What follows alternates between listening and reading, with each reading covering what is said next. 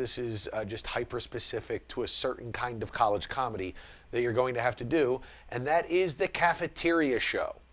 So the Cafeteria show is anybody that does college comedy will have to go at some point to a community college. And the community college will say something along the lines of, we are a college full of commuters. We can't do a show at night because no one comes back to the campus. So our solution to this problem is we are going to do comedy at noon in the cafeteria.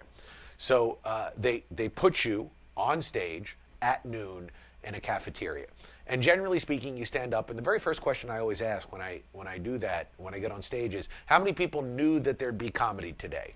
And the people who hired you will raise their hand, and no one else will. And you'll look out, and you'll just see a sea of indifferent faces. People, and I don't blame them, who honestly are just there to eat lunch, and now some lunatic is on a 1-inch stage screaming jokes at them. And every comic will say the same thing, that the Cafeteria show is the hardest show in the world, and if they could just, die, they close their brain off. They shut their brain off and just do their hour and then leave. But I hate that. Like, I hate the idea of ever turning in a less than 100% show. And I know that comes off as I'm bragging, like Jay Black never gives less than 100%. But believe me, this is steeped in my psychosis. It has nothing to do with me having a work ethic, and has everything to do with me needing to please everyone constantly, all of the time. So how do we solve this? Well, what I figured out is that the Cafeteria show has the same issue that a club show that's papered has. Now, what's a papered club show? Well, I don't know if you know this or not, comedy clubs exist only to sell drinks to people. What's on the stage is basically arbitrary. I mean, if they could get people in and drinking, if just having someone get up and recite poetry, all of those comedy clubs would be poetry clubs tomorrow. So what they'll do is, sometimes if a comic isn't selling, the comedy club will give tickets away, and they paper the room. And papering the room brings in people to watch a show that they think they got for free, and then the 2-drink minimum, which has a markup of, conservatively speaking, 95 billion%. That drink saves the club. They get the money from the drinking. Papered shows are always bad. And the general thinking on this is papered shows are bad because the people don't value what they don't pay for, right? That makes sense, right? If you get something for free, you don't have any obligation to give it a chance, because you're like, well, this is free, it must be terrible, or it must not have value, so I'm not going to force myself to give this person a chance. And the wall to getting the audience to laugh goes that much higher. And papered shows and cafeteria shows are very similar, because not only now do you have something that is free, you have something that's free that you didn't ask for, right? This is the equivalent of the difference between you going to a store and having someone show up and try to sell you a watch out of a trench coat, which, by the way, all of my references are from 1985 cartoons, as you can see. So how do you get over it? Well, here's what you need to do, not just in sales, but in all situations when you are trying to get someone to value what it is you do. You have to make them make a choice and choose you.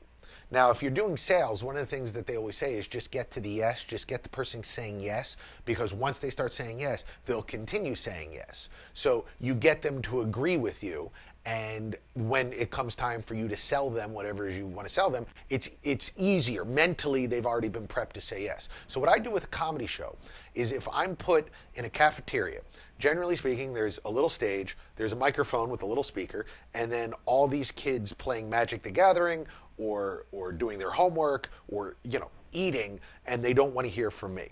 So what I tell the school is, I say, this is what I'm going to do. I'm going to announce that there's a show on the microphone. I'm going to take a whole bunch of chairs and move them to the front of the stage area. And then I'm going to tell the kids, if you want to see the show, come and sit in the seats. If you don't want to see the show, just continue sitting where you are and do whatever it is you came to the cafeteria to do. Then I do the show off microphone only to the kids who chose to come and sit in front of the stage. Now, what does this do? Well, two things. One, it makes everybody else in the room go, oh, well, this guy's not a lunatic like the other comics that's come through and shouted jokes at me.